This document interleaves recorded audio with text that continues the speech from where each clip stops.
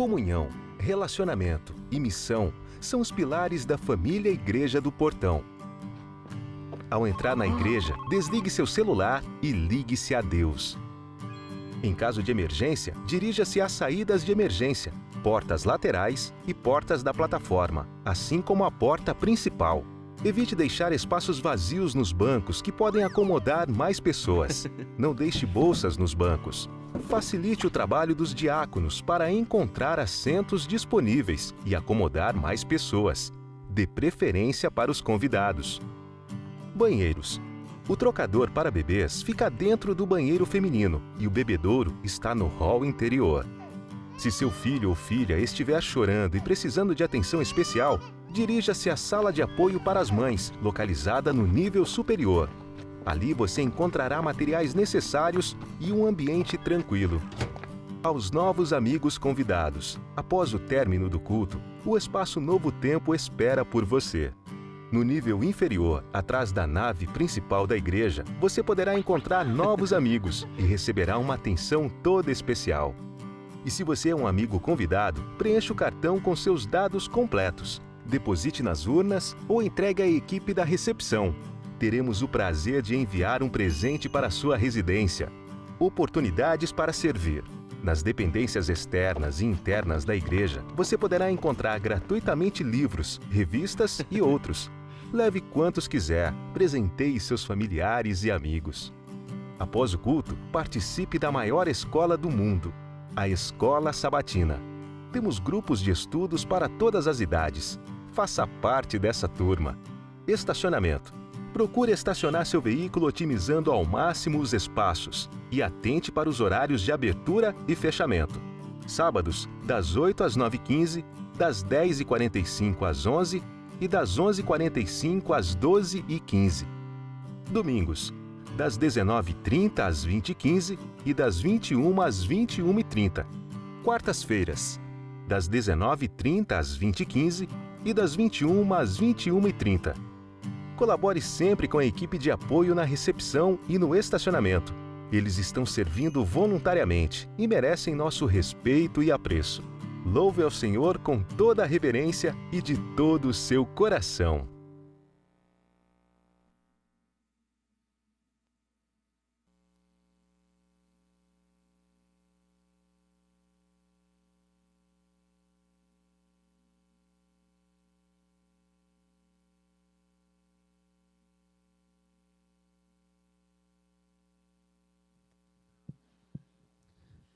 Bom dia a todos. Vou ficar todos em pé. Seja bem-vindo à Igreja do Portão, a igreja mais feliz do Brasil. Você vai louvar com a gente agora cantando Santo, Santo, Santo. E vamos invocar a presença de Deus nesse lugar.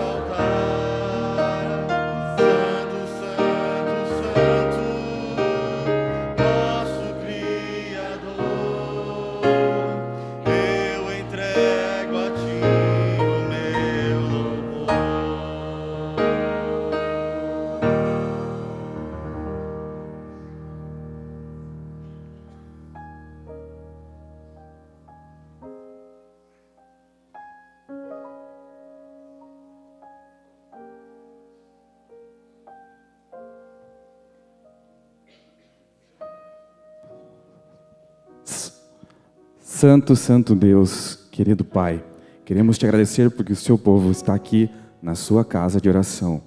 Abençoa no decorrer do culto e derrama o seu Espírito Santo sobre todos. Em nome de Jesus, amém.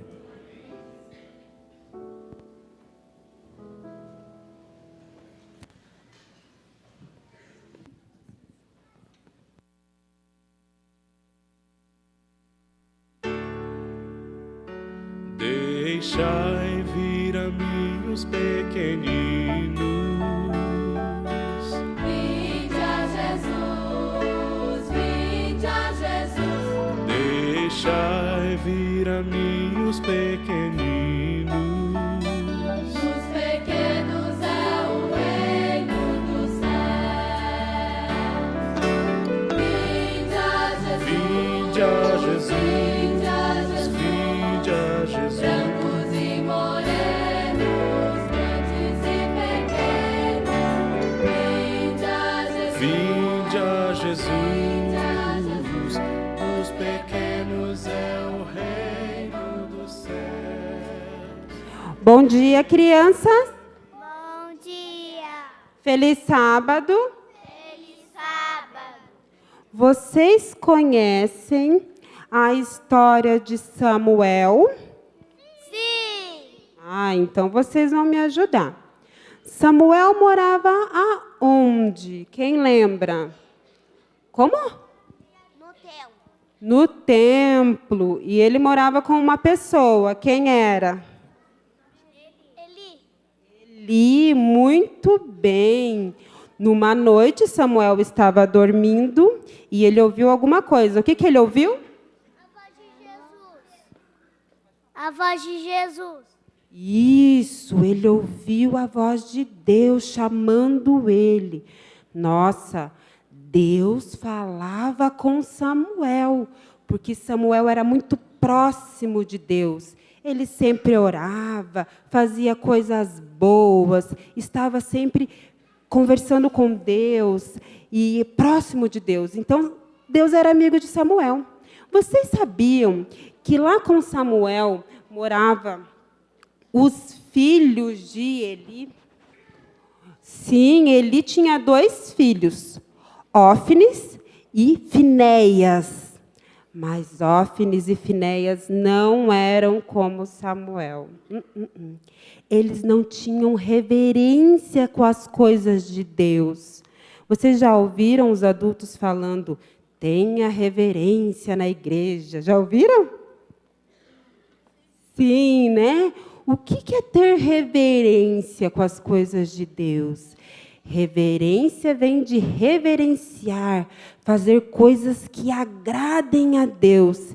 E Samuel fazia isso, mas Ófines e Finéias não. Eles não faziam coisas que agradavam a Deus.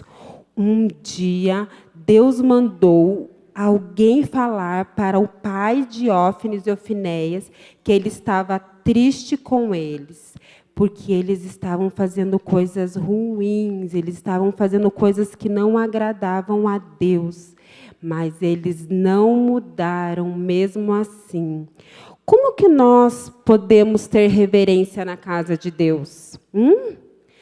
Quando alguém está fazendo uma oração, nós temos reverência quando nós ficamos bem quietinhos, né? Pode falar, Manu. Não comendo dentro da igreja. Não comer dentro da igreja. Ótimo. Que mais? Que também na oração eles têm que falar pelo alimento. Também, orar pelo alimento. Mais alguém? Aqui. Fala, Murilo. E a gente não pode conversar quando está orando. Ótimo, isso mesmo. Não pode conversar quando está orando. Quando tem alguém orando, tem alguém falando com Deus. E na hora que tem que conversar com Deus, tem que ficar bem quietinho. Também não pode conversar durante o culto, alto, atrapalhando o culto. Que mais? Não pode ficar com o olho aberto na oração. Não pode ficar com o olho aberto na oração. Também, né? Na hora de oração, ó, o olhinho fechado, prestando atenção na oração. E também não pode ficar conversando quando a gente está cantando com Deus. Isso, na hora do louvor que está cantando, tem que cantar junto para Deus, ficar quietinho, sem conversar, sem dar risada. Isso tudo é reverência, não é verdade? Cuidar da nossa Bíblia, da nossa liçãozinha, estudar, ficar quietinho no culto, não correr dentro da igreja. Tudo isso é reverência. Ófines e Finéias não faziam isso, mas Samuel fazia. Então, que nós possamos ser como Samuel, ter reverência com as coisas de Deus, para que Deus fique próximo de nós e nós possamos ouvir a voz de Deus, tá bom? Mesmo assim, a gente tem que sempre pedir para Deus. Nós sabemos todas essas coisas, que nós não devemos fazer isso, não devemos fazer aquilo, mas nós temos que sempre pedir para Deus nos ajudar a fazermos o que é certo, a termos reverência, tá bom? Então, que nós sejamos como Samuel. Alguém quer orar? Manu? Então, vem. Isso. Agora, ó, olhinho fechado, reverência para a oração. Vamos orar. Ó Pai do céu, muito obrigada por esse dia. Abençoe todo mundo. Amém. Amém. Todo mundo obrigado no nosso dia, do meu cachorro e tudo. Amém. Amém. Querido Deus, obrigado por esse dia, não que deixe voltar esta terra em nós, que você criou a gente, que você nos ama, que você nos ama, que também você é o nosso Pai. Em nome de Jesus, amém. Amém. Querido Deus, muito obrigada por esse dia. Abençoe esse sábado e nos ajude a ser reverente. Em nome de Jesus, amém. Amém. Querido Jesus, muito obrigado por esse dia. Abençoe esse culto e que a gente tenha reverência na casa de Deus. É isso que eu te peço em nome de Jesus. Amém. Amém. Muito bem. Podem pegar as pastinhas e sentar com o papai e com a mamãe.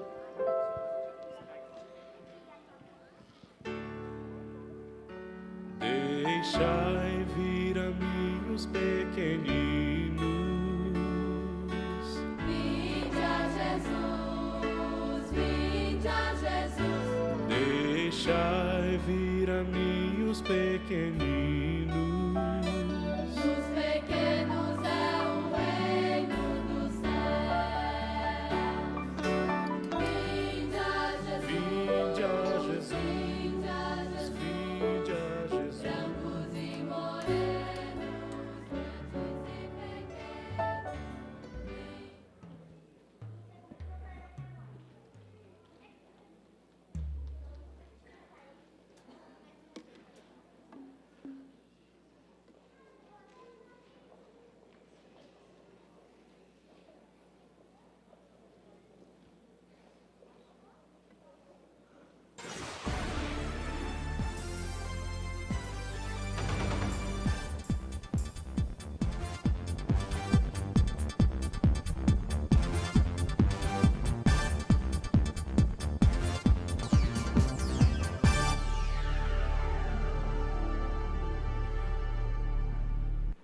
Bom dia, querida igreja.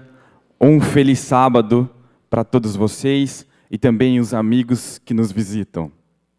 Atenção, então, para a comunicação.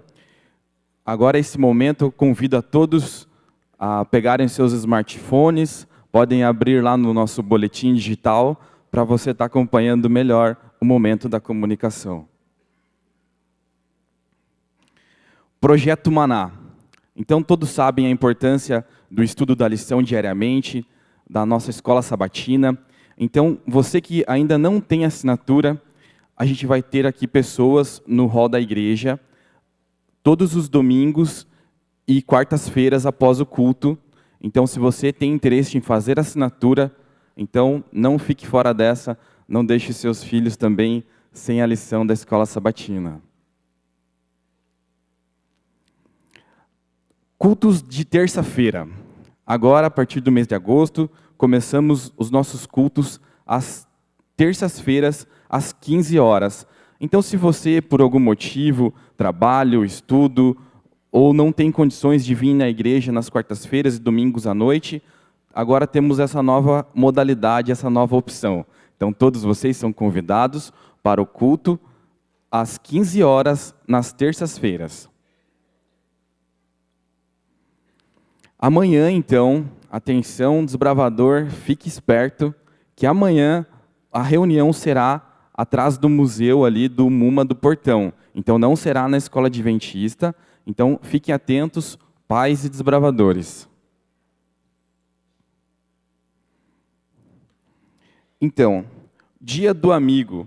A gente vai ter, estávamos distribuindo ali os folhetos na recepção. Dia 19/8, a gente vai ter aqui na igreja o dia do amigo. Então, se você tem aquele amigo que ainda não conhece a Jesus, ou se por algum motivo se afastou, esse é o dia especial, o dia do amigo. Vamos se preparando, então, para o dia 19 de agosto. Hoje à noite, às 7h30, nós teremos o nosso Hope Park. Então, você que já participou da primeira edição, ou se você ainda não participou, venha fazer parte dessa galera tão animada.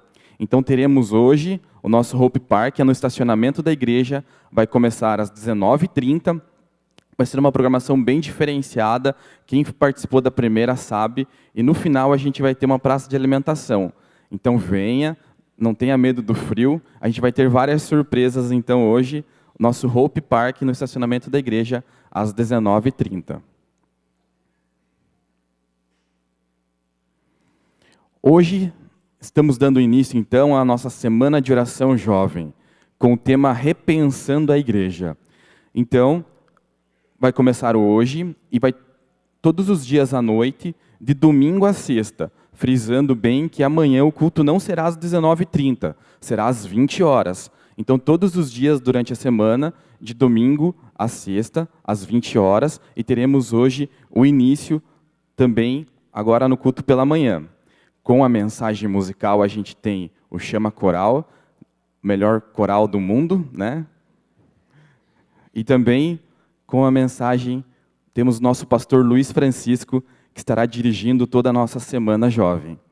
Muito obrigado e até a próxima. Amém. Parece que tudo nessa igreja é o melhor do Brasil, é o melhor do mundo, né? Que bom. Abra sua Bíblia. Salmos 93.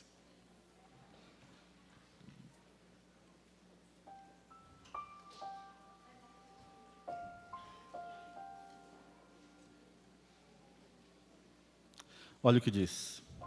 Reina o Senhor. Revestiu-se de majestade. De poder se revestiu o Senhor e se cingiu. Firmou o mundo que não vacila. Desde a antiguidade está firme o seu trono. Tu és desde a eternidade. Levantam os rios, ó Senhor. Levantam os rios o seu bramido. Levantam os rios o seu fragor. Olha só o que diz o 4. Mas o Senhor nas alturas é mais poderoso do que o bramido das grandes águas. Mais poderoso que os vagalhões do mar. Fidelíssimos são os teus testemunhos. A tua casa convém a santidade, Senhor, para todo sempre. Grande e poderoso é o nosso Deus. Desde a eternidade, e será para todo sempre. A música que nós vamos cantar agora é uma música nova do Chama Coral. Se chama Adonai. Eu espero que esse louvor, ele é uma marcha. E eu espero que você sinta-se marchando como um grande exército do Senhor. Saiba que o seu Deus é muitíssimo poderoso. E essa semana que se inicia hoje, certamente fará com que você compreenda de maneira mais ampla o que esse Deus poderoso espera da sua igreja, fora desses muros, fora dessas portas. Grande e poderoso é nosso Deus. Adonai.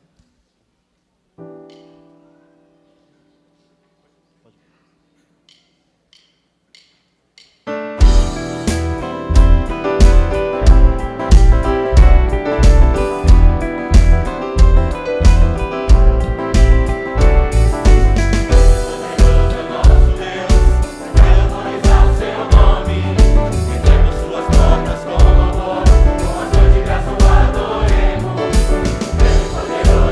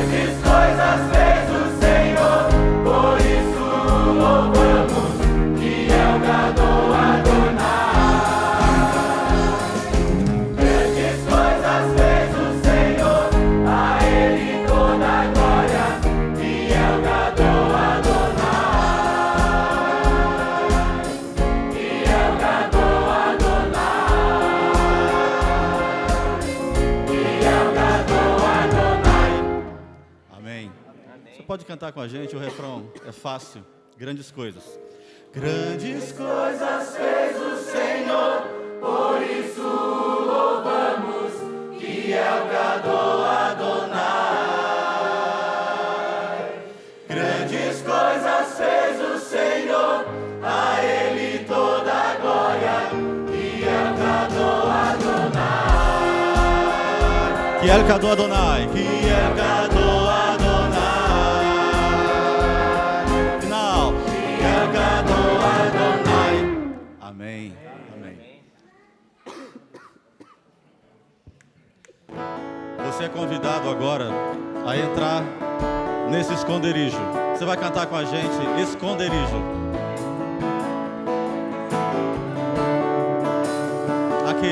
Aquele que habita no esconderijo do Altíssimo e descansa à sombra do Onipotente.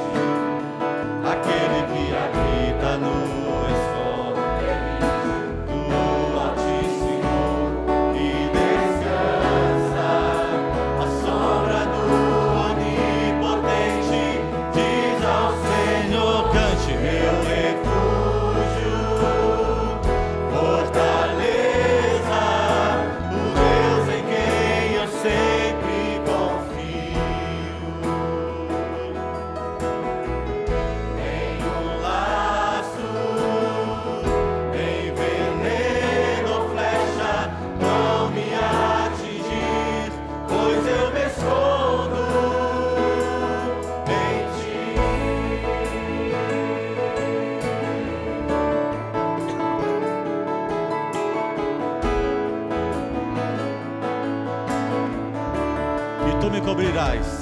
E tu me cobrirás com tuas penas, sob tuas asas estarei seguro. A tua fidelidade é meu escudo, e tu me cobrirás com tuas penas, sob tuas asas estarei seguro.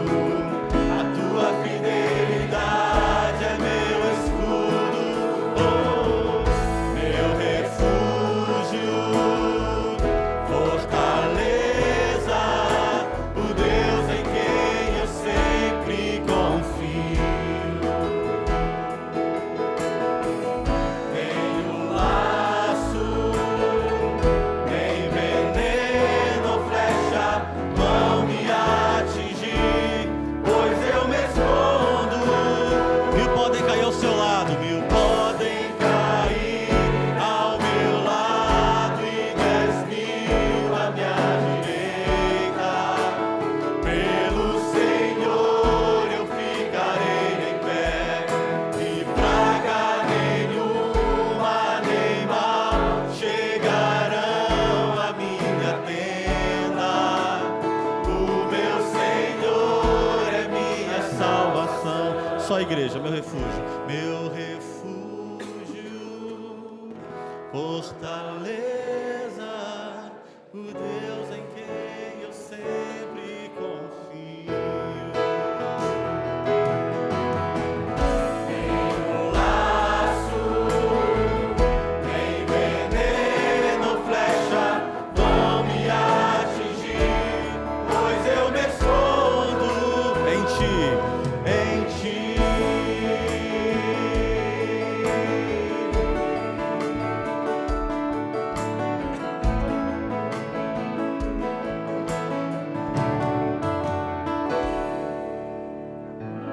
Amém. Sinta-se seguro, amparado pelo Senhor esta manhã. Amém.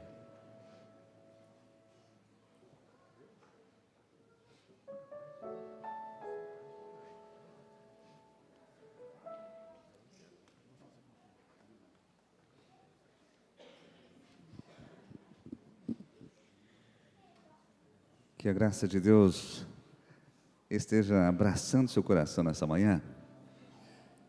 Bem, a palavra de Deus traz um texto interessante, Eclesiastes capítulo 7, no verso 12. Ele diz assim: a sabedoria protege, como protege também o dinheiro. Mas o proveito da sabedoria é que ela dá vida ao seu possuidor. Eu posso possuir dinheiro e posso me sentir protegido com ele.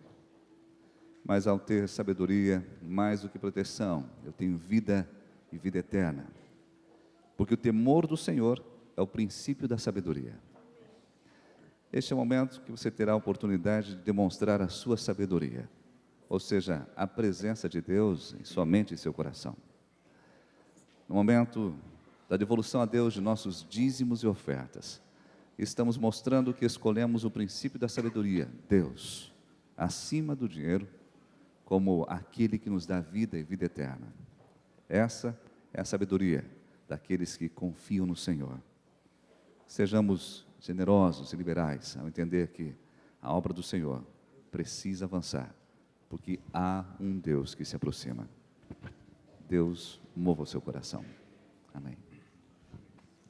Enquanto os diáconos recolhem as ofertas, vamos cantar o hino belíssimo do nosso cenário, Bem Junto a Cristo. Eu quero que você faça desse momento um momento muito especial, da sua entrega como ofertante e da sua entrega como adorador. Vamos cantar todos juntos, Bem Junto a Cristo. Todos. Bem junto a Cristo, eu quero estar. Bem junto à cruz, doce paz desfrutar. Sim, ao teu peito eu busco a paz, pois teu amor divinal satisfaz, pois teu amor divinal satisfaz. Só as vozes femininas louvam. Não trago nada. Lindo. Mas ao Senhor, só este meu coração pecador. As vozes masculinas. Mas te suplico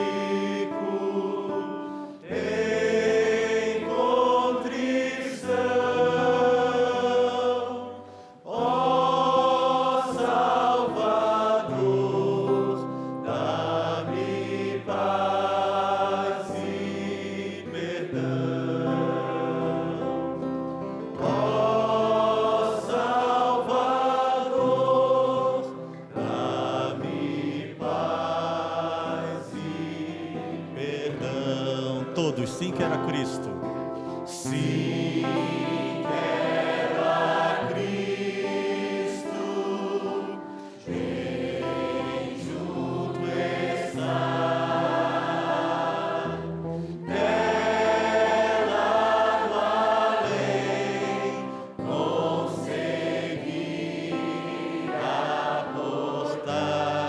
Cante forte agora, é a nossa esperança. Ó lar eterno, lar de esplendor, lá estarei junto ao meu Salvador. Lá cantarei todo o seu grande amor.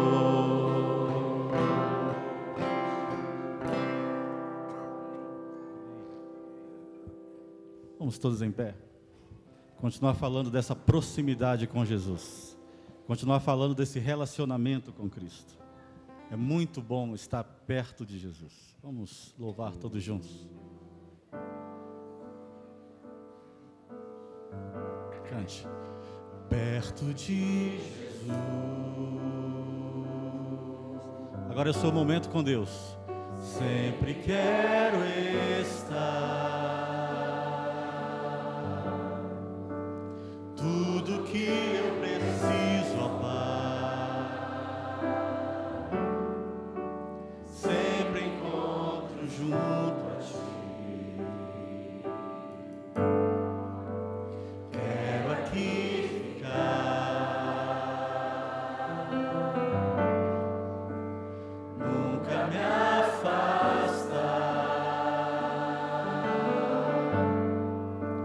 E ao me abraçar, Senhor,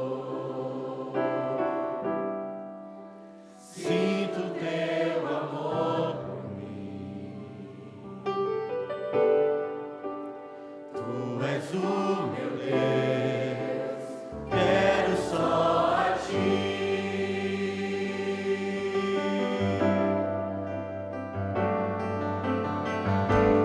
Quero entregar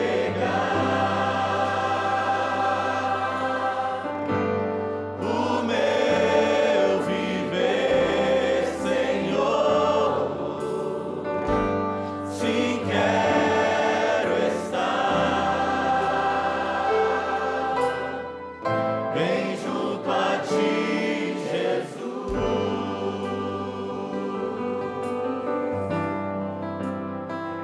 Perto de Jesus, perto de Jesus.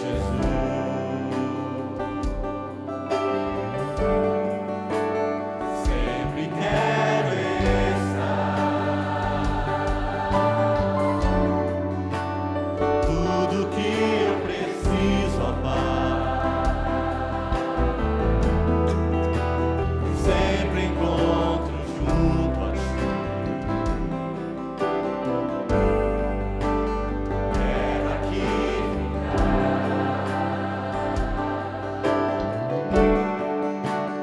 nunca me afastar.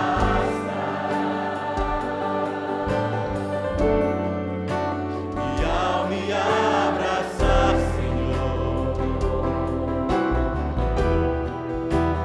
sinto Teu amor por mim. Tu és o meu Deus, quero só a Ti.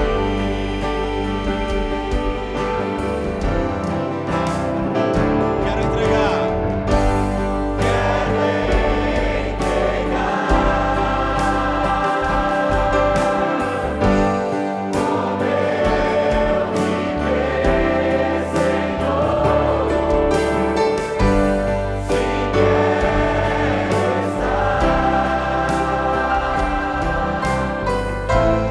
junto a Ti, Jesus. Quero entregar o meu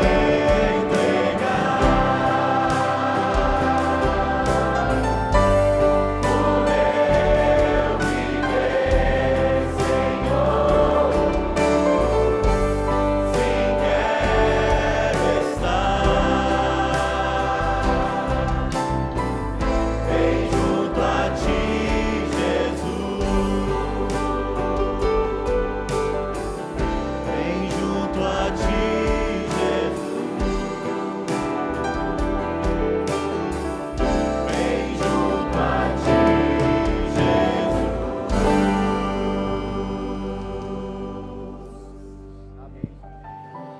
Vamos nos ajoelhar.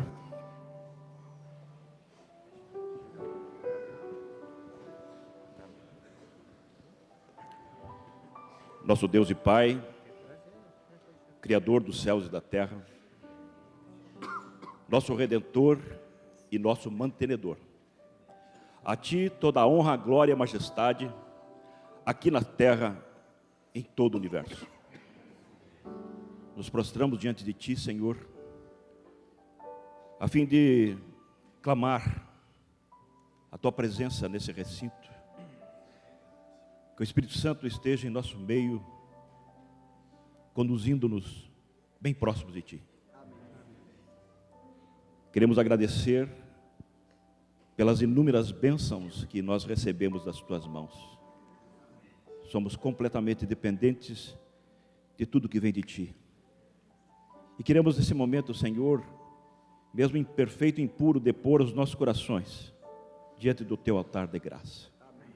Pedindo, Senhor, que limpe, perdoe as nossas faltas e nos aceite na tua presença, bem como o louvor e a adoração que te oferecemos nesse momento. Aceita também, Senhor, os dízimos e as ofertas que estão aqui à frente, a fim de que sejam utilizadas, Senhor, para o avançamento e a terminação da tua obra nessa terra. Assim também, Senhor, aceita, Senhor, os nossos pleitos, pois necessitamos, Senhor, das tuas respostas. Há pessoas, Senhor, que necessitam da tua intervenção como médicos dos médicos. Há pessoas, Senhor, que necessitam da tua intervenção como o seu mantenedor. Há pessoas, Senhor, que necessitam do teu abraço, mostrando: eu estou contigo, não temas, siga adiante. Fortalece-nos, Senhor, ajuda-nos na caminhada nessa terra, rumo à Canaã celestial. E no dia que o Senhor voltar, Senhor, toma-nos nos teus braços, prepara-nos para esse dia, capacita-nos, Senhor, para sermos os teus instrumentos nessa terra, seus embaixadores para falar da tua palavra àquelas pessoas que necessitam. Queremos, Senhor, em especial, agradecer porque o Senhor já respondeu às orações do teu povo, quando instrumentalizou as mãos de médicos desse teu filho, Luciano dos Santos, o qual foi mencionado pelo irmão Dourado.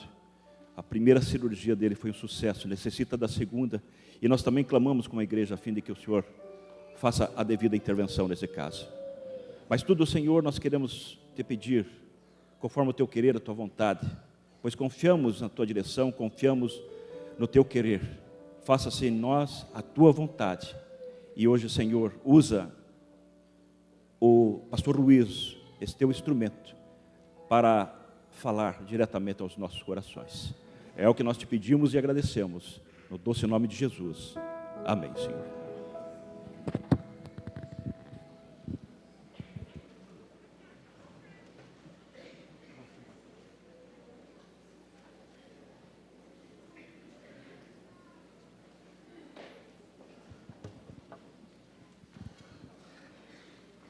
Bem, igreja, nós damos início hoje, como dito aqui pelo Tiago, nosso líder jovem, à Semana de Oração Jovem.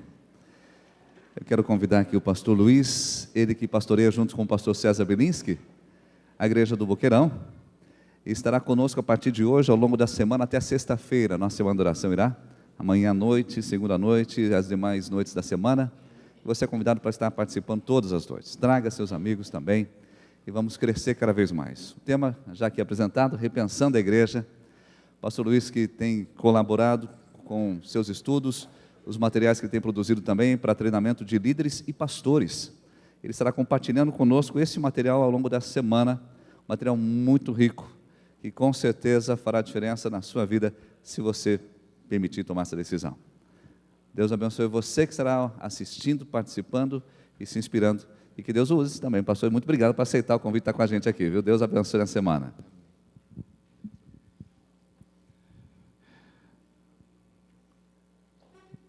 Pastor Barba Ruiva.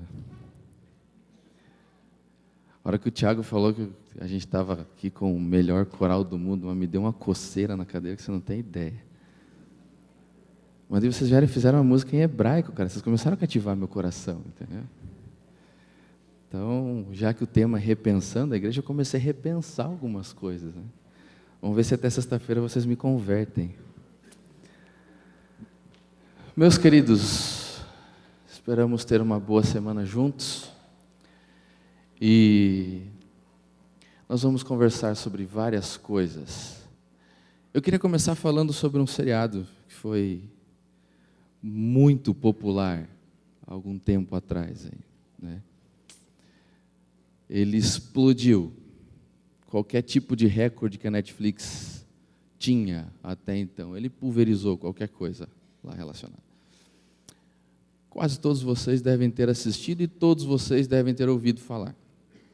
O seriado apresenta 13 razões, então, que levaram a Hannah a suicidar-se. Ela grava uma série de fitas e um dos banners, ali, um dos slogans, uma das propagandas e uma das falas do seriado é justamente essa: poderia uma garota morta mentir? Aí você vai decidir se você vê o seriado. Bom, eu vou fazer algo parecido essa semana, tá? E eu vou começar hoje já mostrando para vocês como é fácil para um pastor suicidar-se. Eu vou, por exemplo, apresentar para você 13 razões para você não vir essa semana. 13 razões para você ficar em casa. Tá? Então, a primeira razão é muito simples. Essa semana não é um stand-up. Nosso objetivo não é fazer você rir. Segundo motivo, essa semana não é para as pessoas que estão conformadas. Sabe aqueles conformistas que acham que está tudo certo, tudo tranquilo, a vida é assim, a igreja é assim, vamos tocar o barco? Essa semana não é para você. Essa semana não é para santos. Então, se você se considera um santo ou um santarrão, você pode ficar em casa tranquilo, você vai sentir-se mais confortável. Essa semana também não é para reafirmar costumes e tradições. Então, a gente vai repensar a igreja, mas a gente vai ficar falando da importância da gravata, ou da saia, ou da calça comprida. Essa semana não é para especulações. Não vamos gastar tempo falando sobre jesuítas infiltrados na igreja, iluminatis e maçonarias. Tá? Essa semana não é para enaltecer pregadores ou pastores. A gente está aqui única e exclusivamente para nos conectarmos com Cristo e não com homens. Essa semana não é para o seu irmão. Então, sabe aquele indivíduo que gosta de vir aqui e quando a coisa está acontecendo, ele sempre fica pensando no irmão que está do lado. Ah, se o fulano estivesse aqui para ouvir. Então, não é para o seu irmão, a semana é para você. Tá? Então, tudo que eu falar é sobre a sua vida. Eu não sou onisciente, mas conheço alguém que é. E ele me contou tudo sobre você. Essa semana é para deixar você confuso. Eu vou colocar um monte de minhoca na sua cabeça essa semana.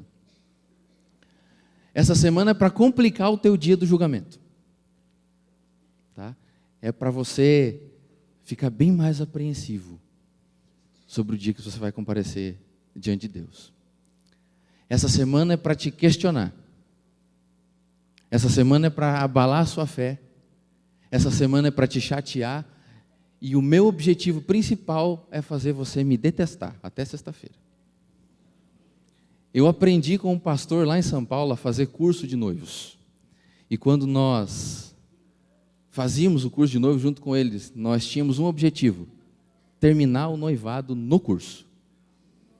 Se nós conseguíssemos terminar o noivado no curso, a gente saiu do curso feliz. Então a gente não contava nada sobre as belezas do casamento, era só pancadaria, porque a gente tinha o objetivo maior de eles terminarem. Porque a nossa ideia era assim: eu prefiro que eles terminem o noivado do que se divorciem depois. Então, se eles conseguissem passar por aquele tratamento de choque, eles estavam prontos para casar. Se você conseguir sobreviver essa semana, você está pronto para ir para o céu. Acima de tudo, essa semana é para você pensar.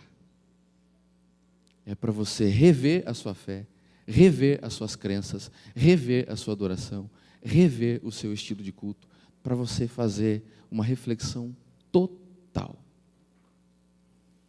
E para você não achar que eu estou brincando, eu coloco ali: poderia um jovem pastor mentir? Então você decide. Então, minha querida igreja do Portão, bem-vindos à sua fita. Se você quer descobrir a verdade sobre a sua vida espiritual, aperte o play e venha comigo. O tema de hoje é justamente o que nós vamos discutir durante toda a semana. Repensando a igreja. E para a gente começar, você vai ter que responder uma pergunta muito simples: o que é igreja? O que é igreja? Para você começar a pensar ou repensar sobre o assunto.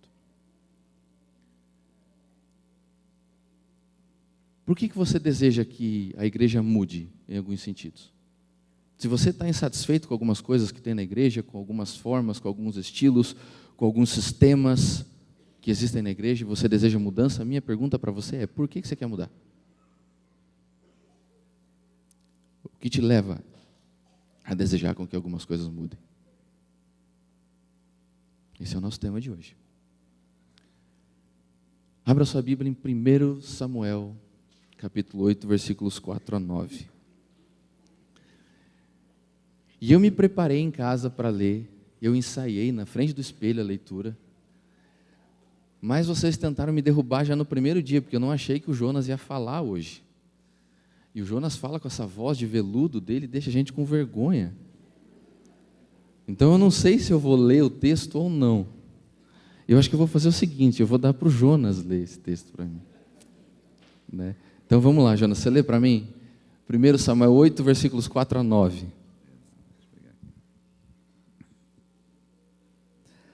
Então os anciãos todos de Israel se congregaram e vieram a Samuel, a Ramá. E lhe disseram: vê, já estás velho, e teus filhos não andam pelos teus caminhos. Constitui-nos, pois, agora um rei sobre nós, para que nos governe, como o tem todas as nações.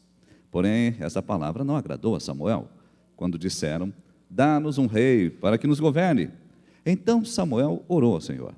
Disse o Senhor a Samuel: atende à voz do povo em tudo quanto te diz, pois não te rejeitou a ti, mas a mim, para eu não reinar sobre ele. Segundo todas as obras que fez desde o dia em que o tirei do Egito até hoje, pois a mim me deixou, e a outros deuses serviu, assim também o faz a ti. Agora, pois, atende a sua voz, porém adverte-o solenemente e explica-lhe qual será o direito do rei que houver de reinar sobre ele. Muito melhor, né? Muito melhor. Cid Moreira vai perder o emprego já já, cara. Esse texto é um texto muito conhecido, muito famoso. Tá? É o dia em que os israelitas pedem para si um rei. Samuel fica indignado, fica chateado.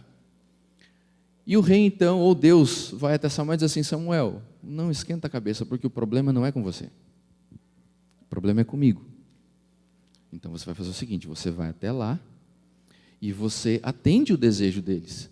Só que explica para eles as implicações da eleição de um rei. E vamos ver.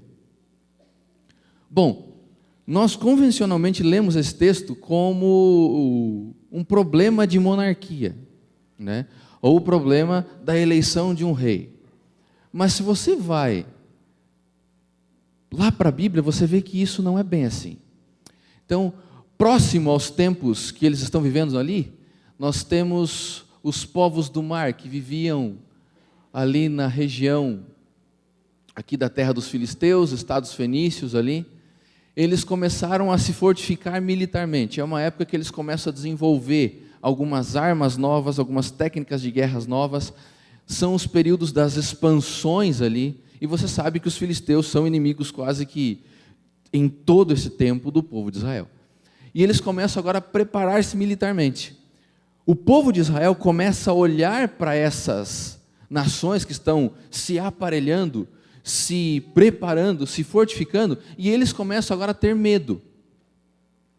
Então eles acham agora que eles precisam de defesa, eles precisam, assim como as demais nações, preparar-se para um momento de tensão, para um cenário de tensão, para um momento de conflito, e de fato as guerras agora começam a acontecer. Bom,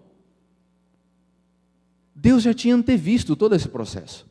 A monarquia ou o desejo de ter um rei não pegou Deus de surpresa. Na verdade, Deus já tinha até profetizado que haveriam reis em Israel.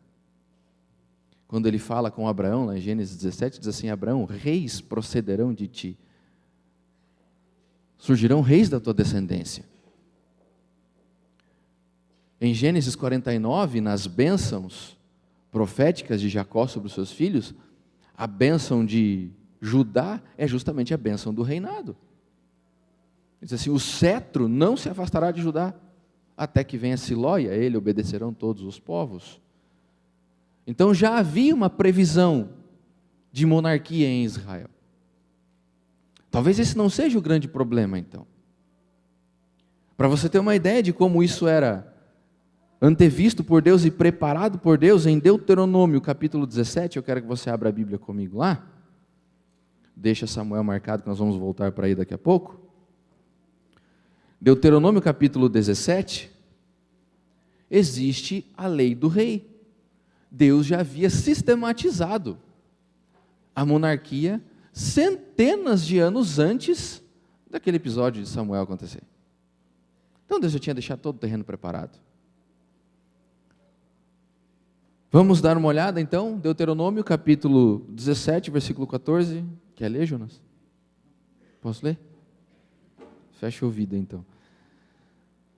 Deuteronômio 17, a partir do versículo 14, diz o seguinte: quando entrares na terra que te dá o Senhor teu Deus, e a possuíres, e nela habitares, e disseres. Então perceba, eles estão chegando na terra prometida, eles estão se estabelecendo na terra prometida ali, e é exatamente o que eles estão pedindo lá em Samuel, que Deus já tinha antevisto aqui. Então preste atenção no discurso de Deus e no que eles falaram para Samuel, lá no texto que a gente leu anteriormente, ou que o Jonas leu.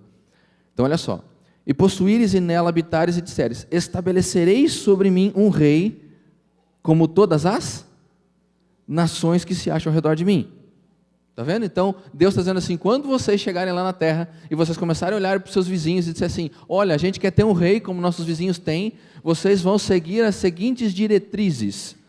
Primeiro, estabelecerás com efeito sobre ti, como rei, aquele que o Senhor teu Deus escolher.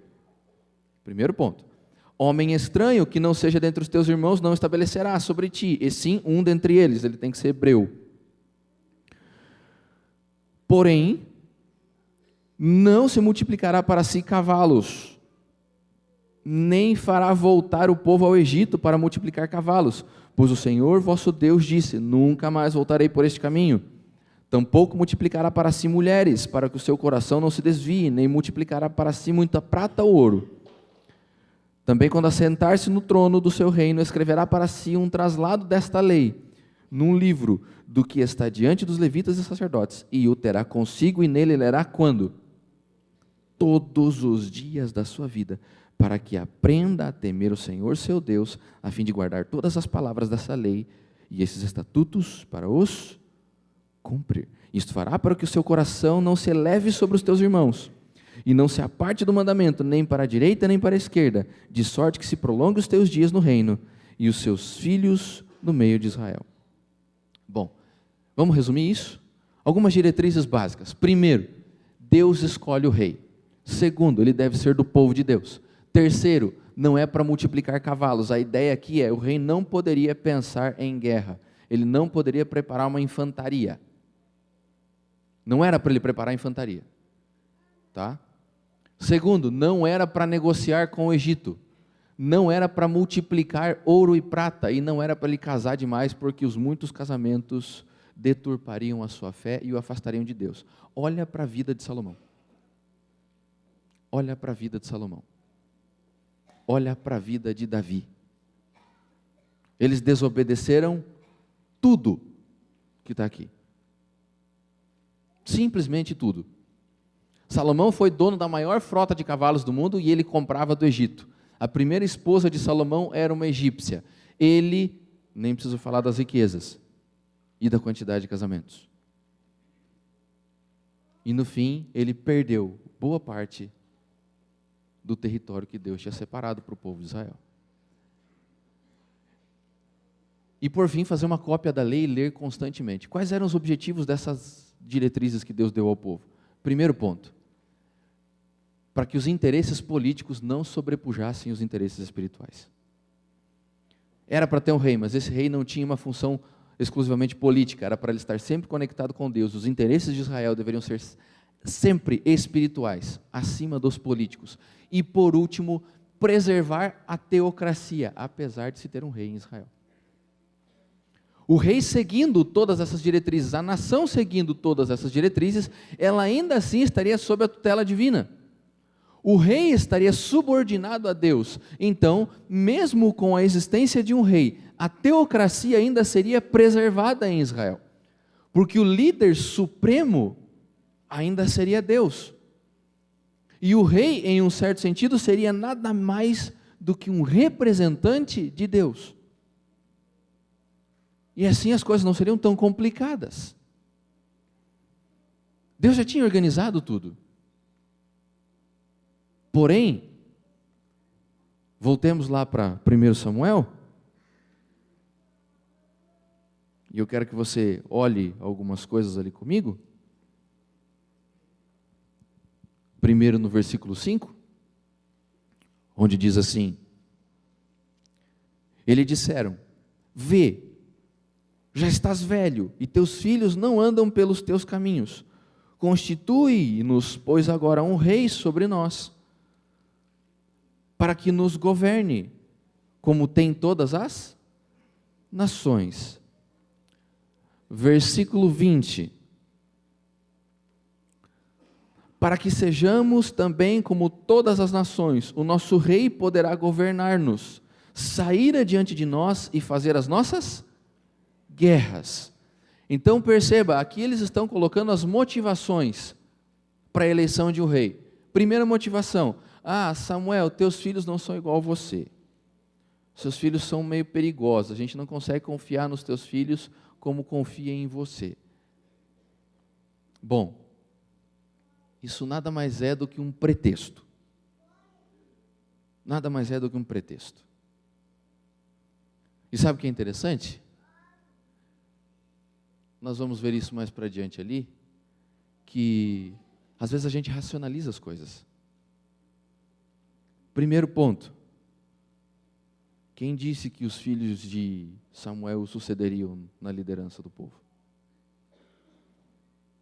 Em nenhum lugar estava escrito ou ordenado que assim fosse. Então, por que o medo dos filhos de Samuel?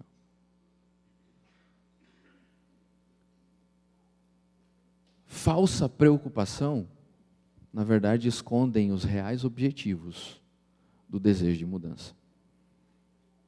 Por isso eu te perguntei, por que você quer que a igreja mude em alguns sentidos? Por que você quer que a igreja seja mais tradicional? Por que você quer que ela seja menos tradicional? Por que você quer que no culto sejam tocadas músicas desse tipo? Por que você quer que sejam tocadas músicas daquele outro tipo? Por que você quer que as pessoas se comportem de tal maneira? Será que é porque você quer que a igreja mude ou porque você ainda não mudou o suficiente? E você ainda está querendo reviver coisas? Será que os nossos desejos de mudança na igreja são um pretexto, ou não passam de um pretexto para que a minha vida não mude? E para que eu continue sendo sempre o mesmo? Talvez eu queira que a igreja seja um pouco mais despojada, um pouco mais jovem, porque eu não quero assumir tantos compromissos que ela tem hoje. E talvez eu queira que a igreja seja mais conservadora em alguns pontos, porque eu ainda não entendi direito o processo de salvação, e eu acho que salvação é pelas coisas que eu faço, e não por quem eu acredito.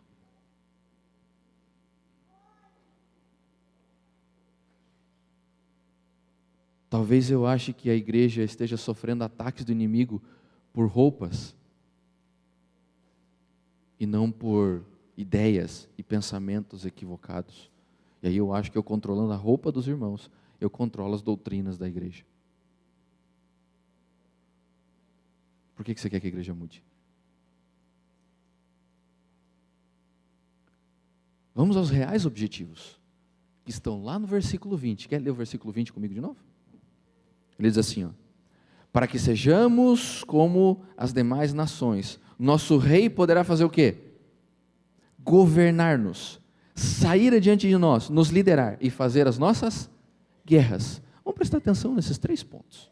Eles queriam um rei para que o rei os governasse, para que o rei os liderasse e para que o rei guerreasse as suas guerras. Vamos dar uma olhada nessas coisas. Primeiro, a palavra governar ali é shpat. Ela tem esses 3 significados. O shpat, ele age como governante. Ele decide como juiz. E ele é a suprema autoridade civil em um lugar. Isso é um shpat. E é isso que eles queriam.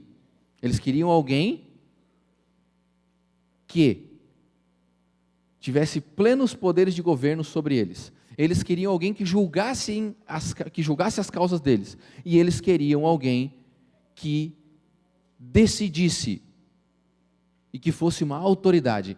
Problema, a função de Shpat de Israel sempre foi de Deus. Deus é o juiz de Israel. Deus é o governante de Israel. Deus é quem é a suprema autoridade de Deus, do povo. Então perceba aqui qual é o problema.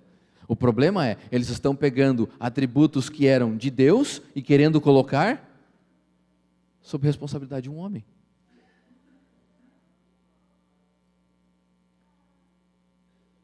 Guerreie nossas guerras. Vai lá para Deuteronômio, capítulo 20, comigo, rapidão. Deixa Samuel que a gente já vai voltar.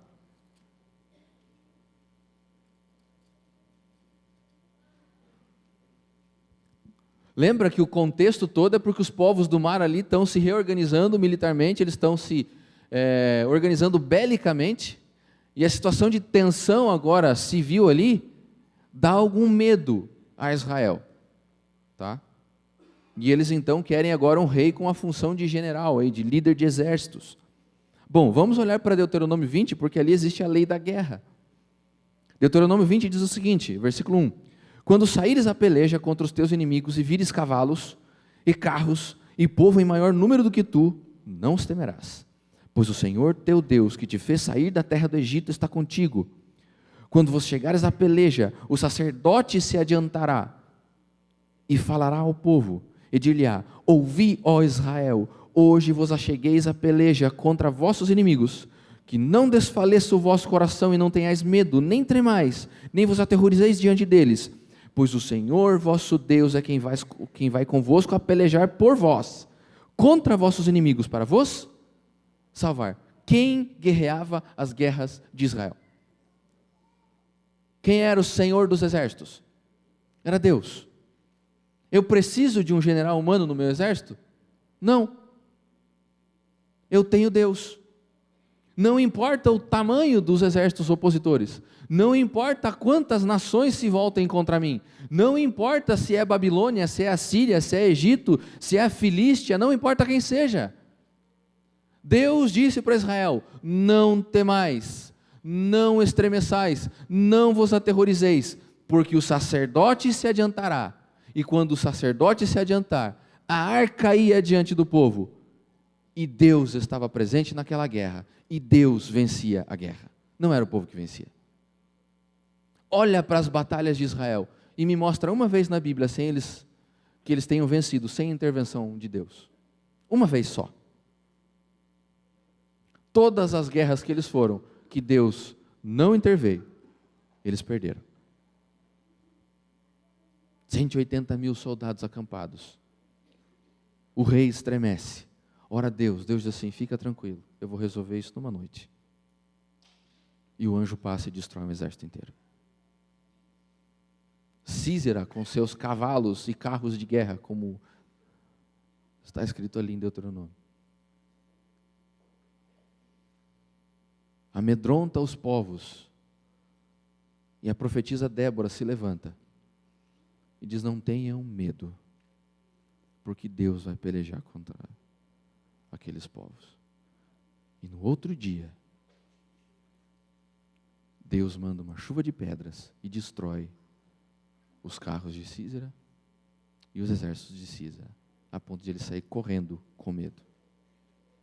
Deus é o supremo general de Israel. Mas eles queriam um general humano. Eles queriam um líder humano. Em Êxodo 23, você não precisa abrir lá, Deus chama Moisés assim: Moisés, fiquem tranquilos, não tenham medo do trajeto, porque a minha coluna vai se levantar. E quando a minha coluna se levantar, só sigam a coluna. De dia eu vou trazer sombra para vocês, de noite eu vou aquecê-los com o meu fogo. Quando a coluna parar, vocês param. Quando a coluna andar, vocês andam. Era Deus o guia de Israel. Era Deus o líder de Israel. Mas eles queriam outro líder. E aqui está o ponto. Então entenda o seguinte: a garantia de vitórias na guerra não era do exército, era a aliança que Deus tinha feito com o povo.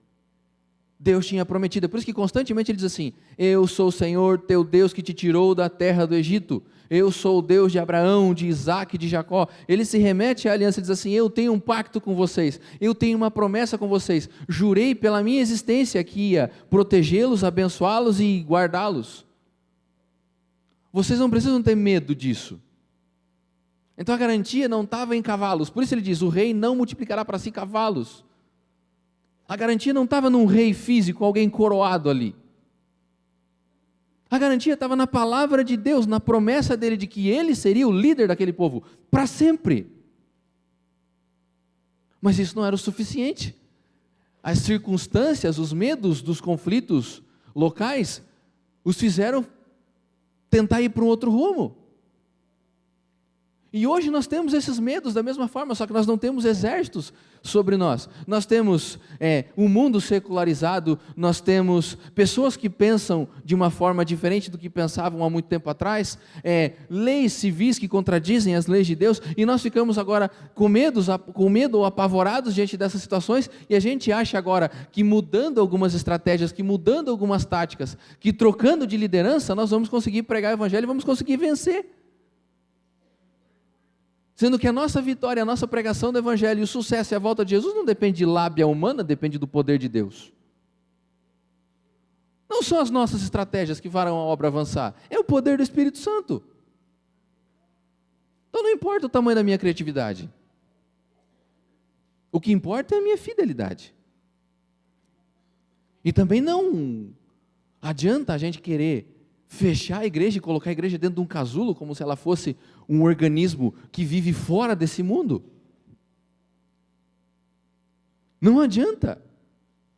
Não adianta eu tentar romper com todas as coisas que existem lá fora, porque isso é impossível. A música aqui não pode se assemelhar em nenhum sentido com nenhum outro estilo musical que toca lá fora. Não faz sentido isso. Não faz sentido isso. Porque a pureza da igreja não depende do seu conservadorismo, depende da fidelidade e da confiança na palavra de Deus. Porque ele disse, ela pode parecer que vai cair, mas não vai.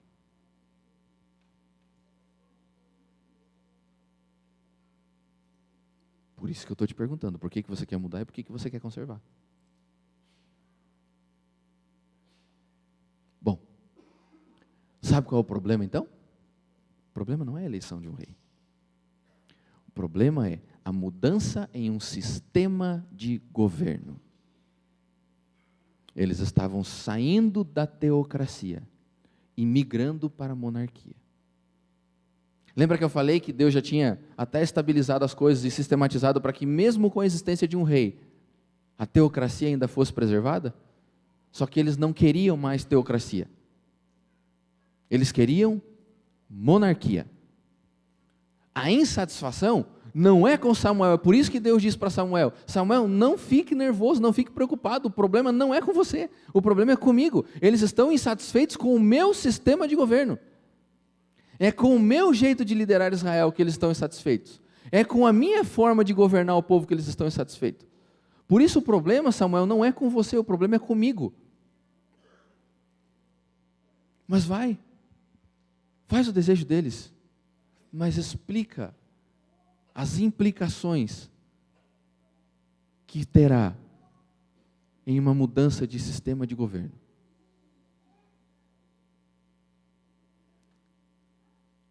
Esse é o problema.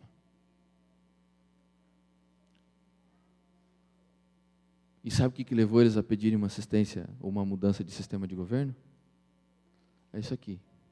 Preocupações periféricas acima da missão. Eles não tinham que garantir o território e proteger o território, eles tinham que abençoar os povos. Essa é a missão que Deus deu para Israel. Quem cuidava do território era Deus, e não o povo. O povo tinha que abençoar. E Deus garantiria a permanência deles naquele lugar, porque aquele lugar quem separou para eles foi Deus. Nenhum daqueles lugares eles conquistaram pela força. Nenhum dos territórios da terra prometida foram conquistados por guerras. Foram conquistados porque Deus prometeu a Abraão que eles seriam herdeiros daquele lugar. Então, para que exército? Para proteger o lugar. Só que eles esqueceram que o chamado que Deus fez a Abraão foi estendido a eles. Sejam vocês uma bênção para os povos. Eu vou abençoar aqueles que abençoarem vocês. E através da descendência de Abraão, da semente de Abraão, seriam abençoadas e benditas todas as famílias da terra. Era essa a preocupação que eles deviam ter, mas não é.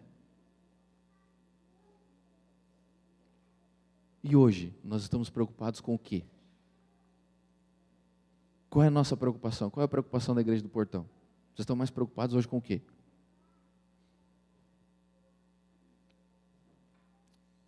O que tem gasto os pensamentos de vocês? Com que tipo de preocupação?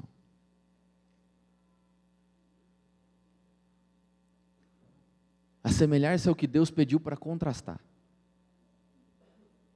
Eles queriam ser como as demais nações. Quando Deus disse para eles assim, a diferença de vocês é que vai chamar a atenção das demais nações, e elas virão e se tornarão como vocês, e não vocês como elas.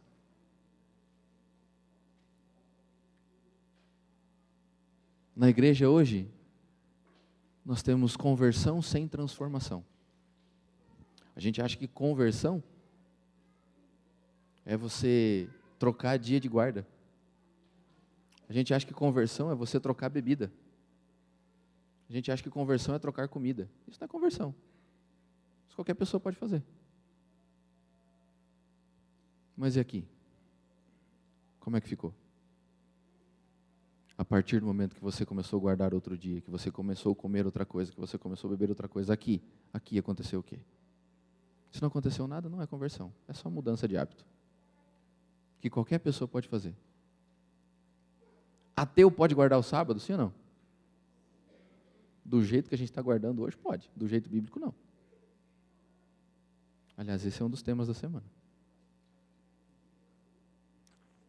Lembra que eu falei que você ia me detestar, né? E o principal problema lá em Israel, insatisfação com o governo divino, e para a gente hoje é uma religião baseada em homens. É uma religião centrada em homens.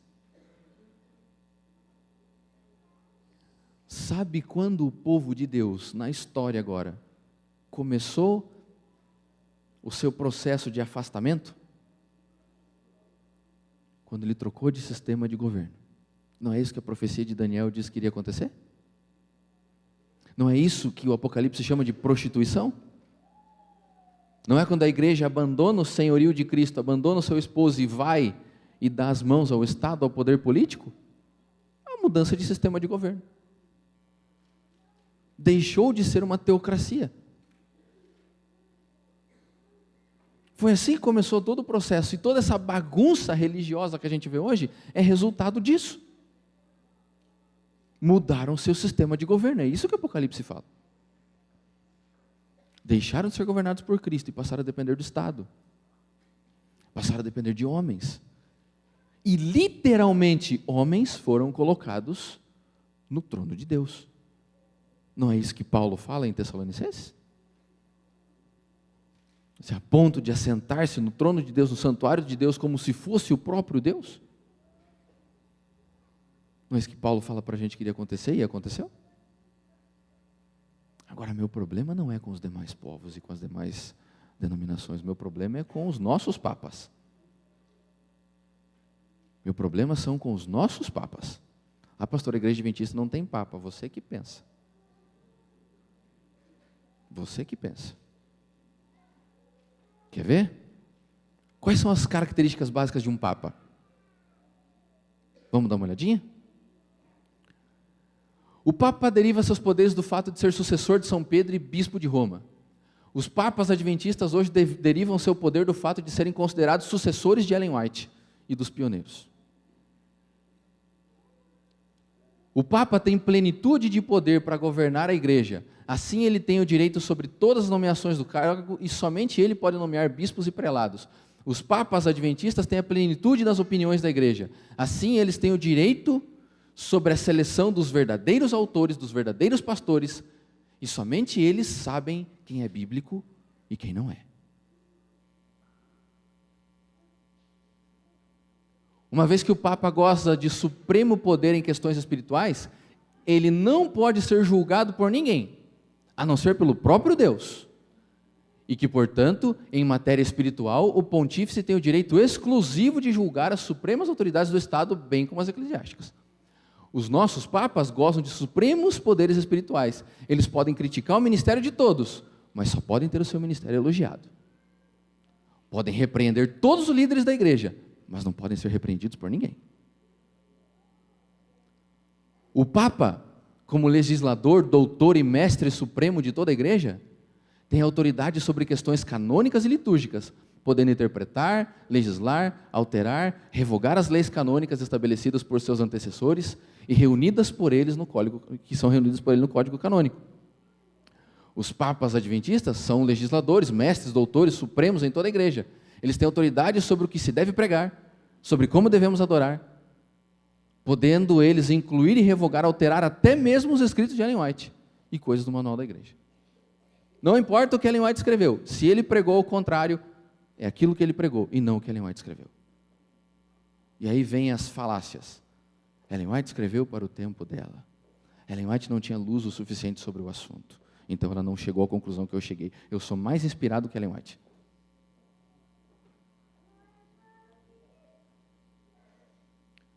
O pontífice deve determinar o que deve ser acreditado por todos os fiéis, prescrevendo credos e determinando quem e quando deve fazer uma explícita profissão de fé, bem como prescrever livros religiosos ou os livros da instituição.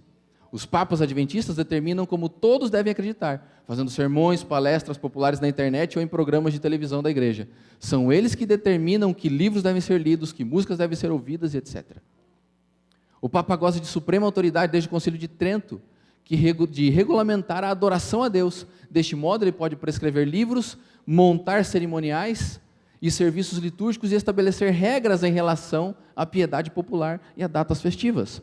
Os nossos papas têm autoridade exclusiva também sobre a regulamentação da adoração a Deus. Deste modo, eles podem decidir qual música agrada a Deus, qual o formato do culto que Deus gosta, quem são os mais santos, quem são os irmãos que estão certos na caminhada rumo ao céu e quem são os mundanos dentro da igreja.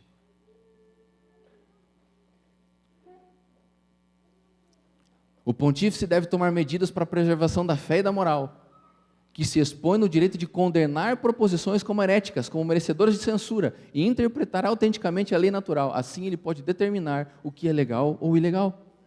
Já os nossos papas tomam as mesmas medidas. São eles quem decidem o que é heresia dentro da igreja. Não é mais Ellen White, nem mais a Bíblia. São eles quem decidem quem merece censura ou não. Assim, eles podem determinar o que é pecado ou o que não é pecado. A canonização, por fim, de um santo é reservada exclusivamente ao Papa, que após um minucioso estudo autoriza a sua veneração, sendo comumente considerado um exercício de infalibilidade papal. Já os nossos papas são responsáveis exclusivos pela canonização de escritores, pastores, palestrantes. Eles decidem e estimulam a veneração dos mesmos, confiando em sua infalibilidade. Agora, antes de você ficar mais bravo comigo do que deveria hoje, deixa eu te explicar um negócio. A culpa não é desses indivíduos, e eu sei que já deve estar formigando um monte de nomezinho na sua cabeça. E você está pensando no seu irmão, e eu falei para você não fazer isso. Porque eu não estou falando só daqueles que são extraoficiais, mas muitos oficiais nossos são endeusados, tanto quanto. Saiu no Novo Tempo, é lei. Não importa agora. Se apareceu num programa da Novo Tempo, está acima de toda e qualquer opinião e de toda e qualquer outra possível explicação. Eles são canônicos.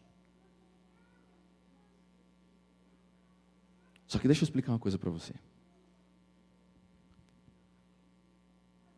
Leandro Quadros nunca pediu para ser assim. Pastor Arilton nunca teve essa ambição. Não duvido nem um pouquinho que o Samuel Ramos seja um homem de oração. Já tive a oportunidade de conversar com ele. E o respeito muito.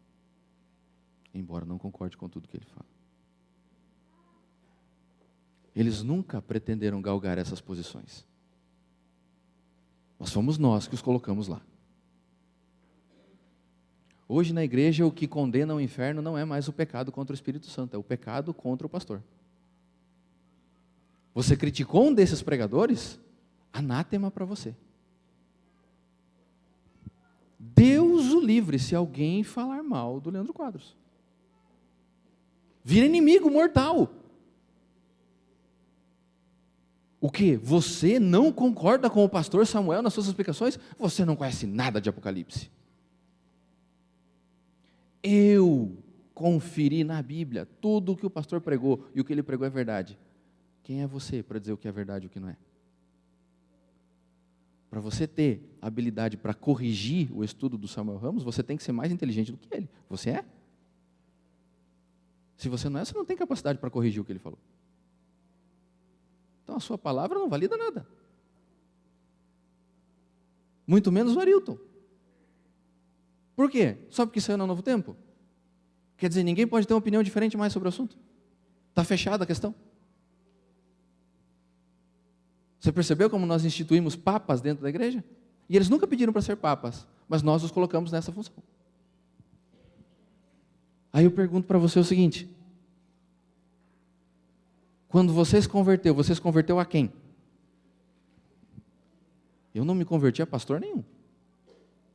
Eu me converti a Cristo. Para mim Ele é o único infalível. Para mim Ele é o único guia. E dele eu não admito que você discorde. Você pode discordar de quem você quiser, mas dele não. Porque Ele é a suprema autoridade da igreja. Ele é o líder dessa igreja. Ele é quem lidera as minhas batalhas. Ele é quem me conduz nas minhas provações. Ele é o meu rei. Eu ainda não saí da teocracia, eu ainda estou lá. Por mais retrógrado e antiquado que isso possa parecer, eu ainda vivo sob a teocracia, eu não sou monárquico, não. Mas nós estamos instituindo reis dentro da igreja. E eu tenho medo. Eu tenho medo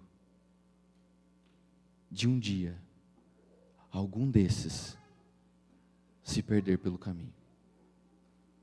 E acredite, eu oro muito por esses homens. Independente se concordo com tudo que eles pregam ou não, não é esse o ponto. Acho todos eles homens de oração. Admiro o ministério de cada um deles e o empenho de cada um deles. E oro por eles para que Deus nunca permita que um desses homens se afastem. Porque se um dia um desses homens se afastarem, metade dessa igreja vai para o inferno com eles. Porque estão mais presos a eles do que a Cristo. Porque depois que entraram para a igreja, se converteram a pregadores e deixaram de se converter a Cristo. Pediram um rei para si.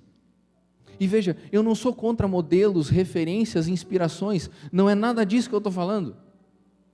Eu tenho os pastores que eu admiro. Procuro perseguir um caminho trilhado por eles e que me motive, que me inspira, mas eles não são infalíveis, eles não são a minha regra, eles não são meus deuses. Quando eu estou chorando em angústias à noite, não são eles que vêm me consolar, é o Espírito Santo de Deus. Quando essa igreja sofre os mais ferozes ataques do inimigo, não são eles que se levantam, é Deus que se levanta para proteger esse povo. E se eles se levantam, são porque Deus os está conduzindo. E a glória e a honra devem ser dadas a Deus e não a eles. Eles não passam de servos. São homens, pecadores, falíveis, que buscam constantemente aperfeiçoar a sua fé, mas que nunca desejaram ser adorados. Isso eu tenho plena certeza. E nós nos estamos adorando. nós estamos adorando esses homens. E muitas vezes os colocamos acima da palavra de Deus. E o meu desafio essa semana começa justamente nisso. Eu desafio hoje você a começar a repensar quem é o Senhor da sua vida. Quem é o seu líder? Quem é o seu rei? Quem é o seu pai? E eu falei para você que eu ia te provocar a semana toda. E eu vou começar a provocar você a partir de hoje. Se você começou a perceber, e se você percebeu aí no seu coração hoje, que tem um desses, que tem ocupado um espaço mais extenso do que deveria na sua vida. Se tem uma dessas pessoas, que tem ocupado um lugar maior, nos seus momentos de estudo, do que a Bíblia e do que o Espírito de Profecia, eu vou desafiar você hoje a chegar em casa e deletar tudo o que você tem dele, no seu computador e no seu celular. Apague tudo. Apague tudo. A gente só se afasta de ídolo quando a gente rompe com o ídolo. E lembra, não é culpa deles, a culpa é sua. Apague. E todas as vezes que você sentir vontade de assistir um vídeo desses caras, vá para a Bíblia e leia a Bíblia. Porque Deus vai falar com você através da Bíblia. E você vai voltar-se a Deus. E Ele de novo vai ser o seu rei, o seu líder, o seu protetor. Eu desafio você a se reconverter. Porque igreja não é o prédio. Igreja é você. E se nós vamos repensar a igreja essa semana, nós vamos repensar a minha vida e a tua vida em particular. Que Deus te abençoe.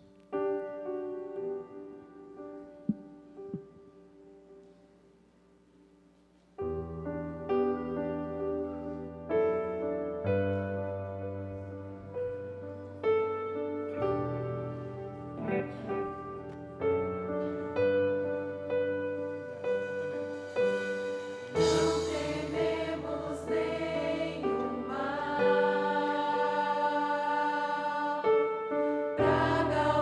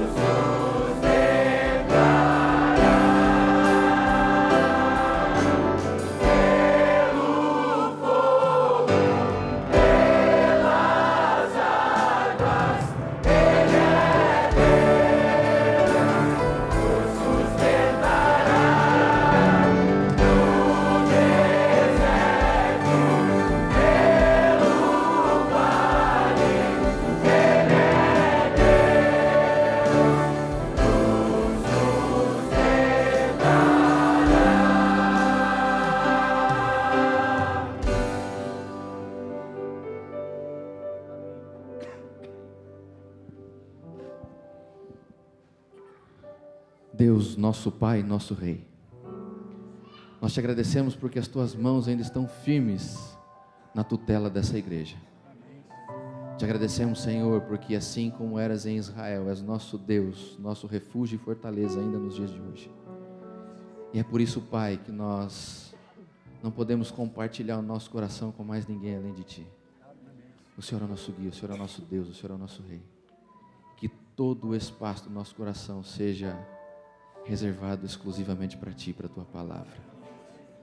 Que nos inspiremos em líderes, mas não confiemos neles acima de Ti. Que admiremos pessoas, mas porque elas refletem o Teu caráter e não porque nos afastam de Ti. Que o Senhor continue soberano nessa igreja. Que vivamos nessa teocracia até definitivamente o Teu reino inaugurar-se nessa terra de uma forma definitiva e para sempre. E que todos nós aqui estejamos lá, Pai, para receber o nosso Rei e o nosso Salvador. É o que nós pedimos em nome de Jesus. Amém. Se você tiver coragem, nós nos vemos amanhã.